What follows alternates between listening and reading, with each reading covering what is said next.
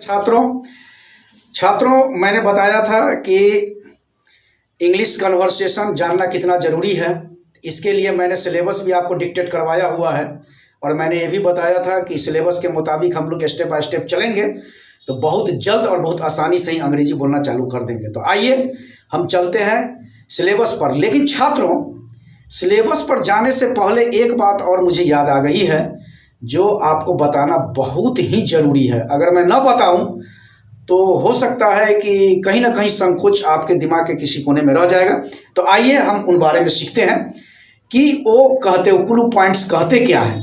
देखिए बोर्ड पर मैंने लिखा है ईसी। तो ईसी का फुल फॉर्म आप समझ गए होंगे, इंग्लिश कन्वर्सेशन, या एसई, इसे आप ऐसे भी स्पोकन इंग्लिश, ये भी समझ गए अंग्रेजी वार्तालाप। और कंटिन्यूज मीन्स जारी है। मैं लिख देता हूं अभी इंग्लिश कन्वर्सेशन खत्म। जब भी मैं कंटिन्यूज लिखूं तो आप समझ जाना कि ये जारी है, चल रहा है, अभी समाप्त नहीं हुआ है। कुछ टेक्निकल टर्म्स हैं जो ये सिलेबस में नहीं है, लेकिन मैंने अपनी साइकोलॉजी से इसे डाला है और मैंने इसे बहुत जरूरी समझा, इसलिए मैंने ये बताना उचित समझा है कि आप अगर ये जान लेंगे तो अच्छी बात रहेगी, क्योंकि छोटे मोटे पॉइंट्स को भी जानना बहुत जरूरी है।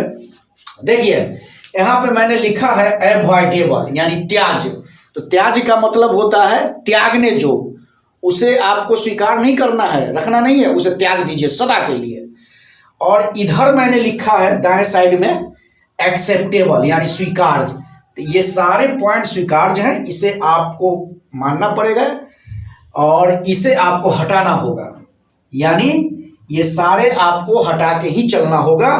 तो मुझे यकीन है कि आपके अंग्रेजी बोलने में और अधिक से अधिक इजाफा होगा और नियम कायदे कानून यदि आप सीख लेते हैं तो भरसक आप में एक अंग्रेजी बोलने की अलग क्षमता होगी अन्य के अलावे। तो आइए चलते हैं। यहाँ अवॉइडेबल का पहला पॉइंट है हेजिटेशन। हेजिटेशन का मतलब होता है हिचकिचाहट।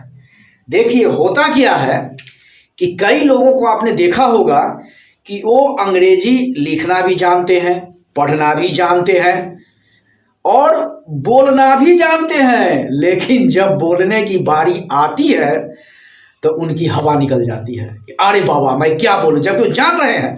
यानी कि बात आंत से जबान तक आ रही है लेकिन जबान से बाहर नहीं निकल पा रही है। तो इससे साफ जाहिर होता है कि कहीं ना कहीं उनके मस्तिष्क के किसी कोने में हेजिटेशन का बड़ा भयावह रूप बैठा है। हेजिटेशन मीन्स हिचकिचाहट। तो जब तक हिचकिचाहट रहेगी, आप हिचकिचाते रहेंगे कि अरे बाबा मैं बोलूं कि नहीं बोलूं, अगर मैं बोलूंगा तो सामने वाला क्या सोचेगा कि गलत बोल रहा है। ऐसा कदापि नहीं करना है। किसी भी रूप में हरगिज इस बात को नहीं लाना है और इस साइकोलॉजी को नहीं लाना, इस माइंडसेट को नहीं रखना है कि मैं क्या बोलूं या मैं बोलूं तो सामने वाला गलत ना समझ जाए। ऐसा नहीं। आपको जब तक आप लर्निंग पीरियड में हैं, आपको धड़ल्ले से बोलना चालू करना पड़ेगा, चाहे वो गलत हो या सही। उस वक्त तक आपको इसका मतलब नहीं रखना होगा, ठीक है। जब बात खत्म होगी, जब आपने बोलना बंद कर दिया, तो आप उसमें देखें कि मैंने कहाँ गलत बोला और कहाँ सही बोला, वहाँ आप अमेंडमेंट कीजिए यानी संशोधन कीजिए। लेकिन बोलने के वक्त न संशोधन की जरूरत है, न सोचने की जरूरत है और न किसी तरह की साइकोलॉजी दोहराने की जरूरत है। यदि बोलना चालू कर दिया तो आप बोलते ही रह जाए। जब बात खत्म हो तब सोचे, तब साइकोलॉजी दोहराए, तो देखिए आप बहुत जल्द बोलना चालू कर देंगे। तो इस हेजिटेशन को हटाना बहुत जरूरी है। जब तक आप हेजिटेशन नहीं हटाएंगे, आप जानते हुए भी नहीं बोल पाएंगे। ये अंग्रेजी बोलने का एक मूल मंत्र है। चलिए दूसरा मंत्र है, दूसरा आपको चंट है सफोकेशन। ये सफोकेशन का शाब्दिक अर्थ होता है घुटन। जब तक आप में घुटन रहेगी, कई लोगों को आपने देखा होगा कि सभी चीज से परिपूर्ण है लेकिन घुटते रहते हैं, घुटन उन पर सवार रहती है। तो ये घुटन के कारण भी आपको काफी प्रॉब्लम आएगी, इसीलिए इस घुटन को हटाना भी जरूरी है। और तीसरा पॉइंट मैंने दिया है यहाँ पे रस्टिक माइंड। रस्टिक माइंड का वैसे तो शाब्दिक अर्थ होता है इसमें जो ग्रामीण के स्टूडेंट होंगे वो अदरवाइज नहीं लेंगे, क्योंकि ये पढ़ाई की चीज़ है। रस्टिक माइंड का वैसे टू द पॉइंट हिंदी में मतलब होता है देहाती दिमाग, यानी ग्रामीण मस्तिष्क। तो देहाती दिमाग से मतलब ये नहीं कि देहात के लोगों जैसा दिमाग, ऐसी बात नहीं है। देहाती दिमाग का मतलब ये है कि निगेटिव नहीं सोचना है।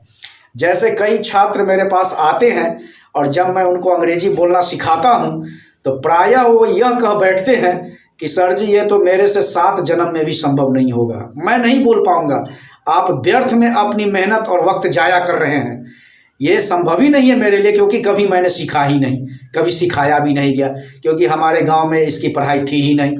अरे बाबा, ये नहीं सोचने का है, इसी निगेटिव पॉइंट को हटाना है, यानी फूहड़ दिमाग को हटाना है, रस्टिक माइंड को हटाना है। जब तक ये रस्टिक माइंड रहेगा तो भी आपके लिए प्रॉब्लम बनी रहेगी। इसीलिए इस रस्टिक माइंड को हटाने के लिए आपको करना क्या होगा कि निगेटिव पॉइंट्स जो भी आप ये दिमाग में लाइए ही नहीं कि मेरे से नहीं होगा। अरे इंसान से ही सब कुछ होता है, जानवर से नहीं होता। अगर इंसान ने ये सोच लिया होता कि चांद पर मैं नहीं पहुंच सकूंगा और वॉयेजर 1 और वॉयेजर 2 यान को मैं इंटरस्टेलर स्पेस में नहीं भेज सकूंगा, क्या कभी भी किसी चीज़ का आविष्कार हो पाता? लेकिन आज देखिए, और आपको जानकर इसकी भी हैरानी होगी कि जितने भी आविष्कार हुए हैं उनके बचपन की जरा आप लाइफ हिस्ट्री या बायोग्राफी पढ़ के देखिए तो आपको पता चलेगा कि सारे निरामूर्ख थे। अल्बर्ट आइंस्टीन बचपन में निरामूर्ख थे। थॉमस अल्वा एडिसन जिन्होंने 1029 आविष्कार किए हैं वो भी निरामूर्ख थे, यानी निरक्षर भट्टाचार्य थे, कुछ भी पढ़ना लिखना नहीं जानते थे, लेकिन उनकी साइकोलॉजी स्ट्रांग थी, वो साइकोलॉजिकल मजबूत थे। वो उन्होंने सोच लिया था कि नहीं, मैं भी बहुत कुछ कर सकता हूँ, और देखिए उन्होंने क्या क्या करके दिखा दिया दुनिया को, कैसे कैसे सिद्धांत दिए। E = mc² अल्बर्ट आइंस्टीन ने दिया। देखिए आगे के वैज्ञानिकों ने कहाँ कहाँ दुनिया को पहुँचा दिया है।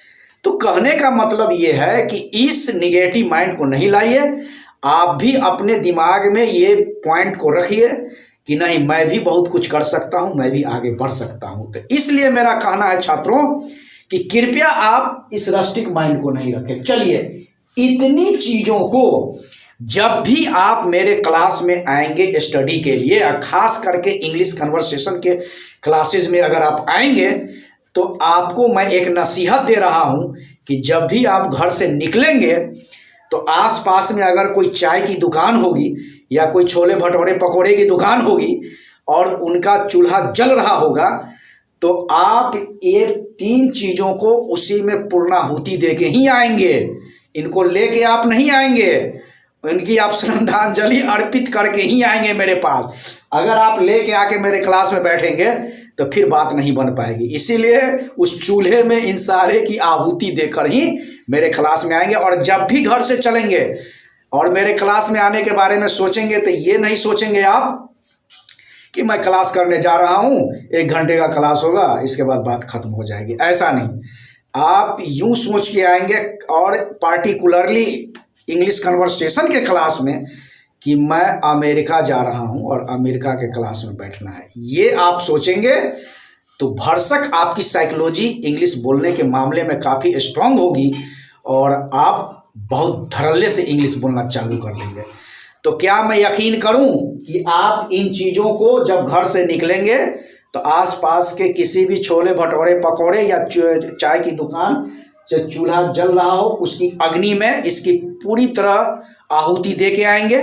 चलिए आगे आइए, इधर लिखा है एक्सेप्टेबल। एक्सेप्टेबल का मतलब होता है स्वीकार्य, यानी इनको हटाना है और इनको लाना है।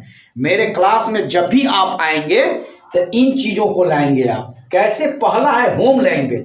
देखिए, अगर आप चाहते हैं कि बहुत जल्द अंग्रेजी बोलना मैं चालू कर दूं तो इसके लिए ये थोड़े शॉर्टकट ट्रिक्स अपनाने होंगे। आप करें क्या कि आपके घरों में अगर भाई बहन होंगे तो उनको आप थोड़ा साइकोलॉजिकली स्ट्रांग कीजिए और कहिए कि मैं इंग्लिश में बोलूँगा, आप उसका जवाब दो, या आप इंग्लिश में बोलो, मैं उसका जवाब दूंगा या दूंगी। तो आप करें क्या, अपने छोटे छोटे भाई बहन या जो भी बड़े हों उसके साथ एक मैनेजमेंट कर लीजिए और तब आप अंग्रेजी में बोलना टूटी फूटी जो हो बोलना चालू कर दें, उसका वो जवाब देगा। जैसे पानी लाना हो तो उसको कहिए fetch me a water please, या bring me a water please, तो उनको लाने के लिए कहिए। छोटा भाई है, अगर उसको बाजार से सब्जियां लानी हो तो आप उन्हें कहिए कि get vegetables from the market, या पानी यदि कोई सामान लाना हो या पैसे की मांग करनी हो तो आप उन्हें कहिए प्लीज प्रोवाइड मी मनी। यदि बैग आपका स्कूल बैग है उसको आप, या कॉलेज बैग है आप उसकी मांग करना चाहते हो तो उसको बोलिए प्लीज बैग प्लीज। यानी ऐसे ऐसे करके आप अपने भाई बहनों के साथ एक मैनेजमेंट के तहत वार्ता कीजिए। ये आपकी, जब ये अंग्रेजी आपकी घरेलू भाषा बन जाएगी तो आप बड़े आसानी से बोलना चालू कर देंगे। क्योंकि जब आपने होश संभाला होगा, जब आपका जन्म हुआ और आपने होश संभाला होगा, तो क्या कभी आपने सोचा कि नहीं पहले मैं पूरी तरह ग्रामर सीख लूँ, इसके बाद मैं यानी हिंदी व्याकरण में सीख लूँ तब हिंदी में बोलूँगा? नहीं, आप होश संभालते हिंदी बोलना चालू कर देते हैं। क्यों भाई? कभी आपने ना व्याकरण सीखी ना कभी हिंदी बोलना सीखा, तो फिर आप बोल कैसे रहे हैं? इसका एक ही रूप है कि आपके घर में लोग बोलते हैं तो बोलते बोलते आप ही बोलना चालू कर देते हैं। उसी तरीके से यदि आप इसको होम लैंग्वेज बना लेते हैं तो आप भी बोलते बोलते बोलना चालू कर देंगे। ये बहुत अच्छा ट्रिक है। दूसरे ट्रिक पे ग्रुप डिस्कशन। आप करें क्या कि आपका कोई इंटेलेक्चुअल मित्र हो तो उसके साथ आप एक कंप्रोमाइज कीजिए, पैक्ट कीजिए। उसको कहिए कि कहीं दूर स्थान पे चलो आधे घंटे के लिए और हम दोनों इंग्लिश में डिस्कशन करेंगे। लेकिन उनके साथ ये भी पैक्ट कीजिए कि अगर जब मैं बोलना चालू करूं और जब तक मैं बोलता रहूं तब तक तेरे को बीच में कुछ भी नहीं बोलना है, आपको शांत रहना है, पूरी बात मेरी सुनिए, चाहे मैं गलत बोलूं या सही। और ठीक वो भी ऐसे ही करेगा, वो भी जब बोलना चालू करे तो आप भी नहीं बोलेंगे कुछ भी। लेकिन जब वार्ता समाप्त हो जाए, जब डिस्कशन समाप्त हो जाए तो आप बोलना, उसे समझाए कि भाई तूने यहाँ गलती, वो भी आपको समझाएगा कि आपने यहाँ गलती। इससे क्या होगा, त्रुटियाँ दूर होंगी और आप बहुत कम टाइम में अंग्रेजी बोलना चालू कर देंगे। ये है ग्रुप डिस्कशन, जिसे शॉर्ट में हम जीडी कहते हैं। तो ग्रुप डिस्कशन मात्र 30 मिनट के लिए भी आप रख सकते हैं। अधिक टाइम आपके बस की बात, आप पर निर्भर है, लेकिन कम से कम 30 मिनट का रखिए और देखिए 1 महीना के अंदर में आपकी अंग्रेजी कैसी होती है। तीसरा है इंग्लिश न्यूज़पेपर्स। देखिए, अंग्रेजी अच्छे तरीके से जानना, अंग्रेजी को अच्छे तरीके से पढ़ना और लिखना और बोलना, इसका एक सशक्त माध्यम है इंग्लिश लीडिंग न्यूज़पेपर्स। यानी जो बड़े बड़े अखबार हैं, जो लीडिंग अखबार्स हैं, उनको आप नहीं भी अगर रोज खरीदेंगे तो महीना में 1 दिन खरीदिए और अंग्रेजी अखबार गलत या सही पढ़ना चालू कर दीजिए। आप करीब 3 महीने तक उसकी पढ़ाई कीजिए, देखिए आपकी अंग्रेजी काफ़ी स्टैंडर्डाइज हो जाएगी। आप लिखना, पढ़ना, बोलना तीनों अच्छे तरीके से जानेंगे, क्योंकि इंग्लिश अखबार में वर्ड्स काफ़ी स्टैंडर्डाइज होते हैं और भाषा स्पोकन की ही रहती है उसमें। भले ही लिटरेरी भाषा हो, लिटरेचर हो, लेकिन प्रायः और अधिकांश भाषाएं उनकी लिटरेचर यानी कन्वर्सेशन की होती है। तो वो भी आपका एक जल्दी बोलवाने का सशक्त माध्यम है और अंग्रेजी आप जल्दी बोलना चालू कर देंगे। इसके बाद आता है साइकोलॉजिकली स्ट्रांग आप हो जाइए। आप कभी दिमाग में ये मत लाइए कि मैं नहीं बोल पाऊंगा। आप अपनी साइकोलॉजी को मजबूत कर लीजिए और आप सोचिए कि नहीं, मैं सब कुछ बोल पाऊंगा, जो अंग्रेज भी नहीं बोल पाएंगे वो मैं बोल पाऊंगा। ऐसा माइंड रख के चलिए, देखिए कुछ ही दिनों में क्या चमत्कार होगा। इसके बाद नंबर 5 पे आता है वर्ड स्टॉक। वर्ड स्टॉक क्या है? आप करें क्या, मैं तो ये नहीं कहता कि एक दिन में आप 1000 वर्ड्स याद कीजिए, संभव भी नहीं है। आप मात्र प्रत्येक दिन रूटीन बना लीजिए कि 5 ही वर्ड में याद करूंगा, और अधिक से अधिक वो आप पर डिपेंडेंट है कि आप कितने याद कर सकते हैं, क्षमता, अपनी क्षमता के मुताबिक। तो अपने एज पर your capacity you can read, you can take more and more words. तो कहने का मतलब ये है कि आप 5 वर्ड याद कीजिए। जरा सोचिए, यदि एक दिन में आप 5 वर्ड्स याद कीजिए, चाहे जिस तरह किसी का भी वर्ड हो, ऐसा वर्ड नहीं जो आप जानते हो उसको हटा के, किसी भी तरह का वर्ड हो उसको आप याद कीजिए। 5, तो 5 का मतलब महीना में कितने दिन हो गए? 150 हो गए। और साल में कितने हो गए? 12 महीने में, तो आप समझ सकते हैं लगभग 1800 हुए। तो 1800 वर्ड अगर साल में हो जाते हैं तो फिर क्या होगा, समझ लिया। कोई जरूरी नहीं है कि जैसे जैसे आपकी कैपेसिटी बढ़ेगी, आपकी याद करने की एबिलिटी बढ़ेगी तो आप अधिक से अधिक याद कर सकते हैं, आप पे डिपेंडेंट है। तो आप कितने वर्ड आप स्टॉक कर लेंगे, तो इस ब्रेन को आप मानिए समंदर, ये एक समंदर है। जैसे समुद्र मंथन हुआ था, ये भी एक मस्तिष्क मंथन है। ये समुद्र मंथन में देखा जब हुआ तो क्या क्या निकल गए, एरावत हाथी निकल गया, लक्ष्मी जी आ गई, क्या क्या सब अमृत निकल गया। तो हो सकता है कि जब आप इस दरिया में वर्ड को फेंकते चलेंगे, इस मस्तिष्क रूपी समंदर में, तो जब मस्तिष्क मंथन करने का टाइम आएगा तो आप भी अधिक से अधिक वर्ड नहीं, आप भी क्या क्या निकल जाएंगे मालूम नहीं, आपको तनिक भी परेशानी नहीं होगी। इसीलिए आपका साइकोलॉजिकल स्ट्रांग होना बहुत ही जरूरी है। लास्ट है वर्ड स्टॉक। हाँ, वर्ड स्टॉक ही मैंने बताया, सॉरी, वर्ड स्टॉक ही मैंने बताया। अगर इन नियमों को आप फॉलो करते हैं तो मुझे पूरी तरह यकीन है कि आप चंद दिनों में अंग्रेजी के मास्टरपीस बन जाएंगे। और कल तक जो आपसे लोग नफरत कर रहे होंगे, घर घर के लोग कहते होंगे कि अबे यार तूने अंग्रेजी सीखी नहीं, इतने दिनों से क्लास कर रहे हो, अंग्रेजी सीखी नहीं, क्या सीखा आपने। तो आप उन घर वालों के लिए एक चमत्कार आइटम बन जाएंगे, मैजिकल आइटम बन जाएंगे। और लोग हैरत में पड़ जाएंगे कि अबे यार कल तक ये हिंदी बोलना नहीं जान रहा था, आज इसकी अंग्रेजी इतनी कैसे मजबूत हो गई और बोलना कैसे जान गया। ये भले ही आप लिखना पढ़ना कम जाने, बोलना जान जाएंगे और बहुत जल्द बोल जाएंगे। यानी आप में एक चमत्कार आ जाएगा और दुनिया हैरान रह जाएगी कि चंद दिनों में इसने ऐसा कैसे किया और इतनी बड़ी उपलब्धि कैसे हासिल कर ली। तो चलिए छात्रों, आज की पढ़ाई बस यहीं तक।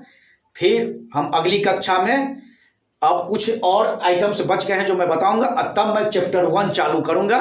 तब तक के लिए मुझे इजाजत दीजिए। धन्यवाद।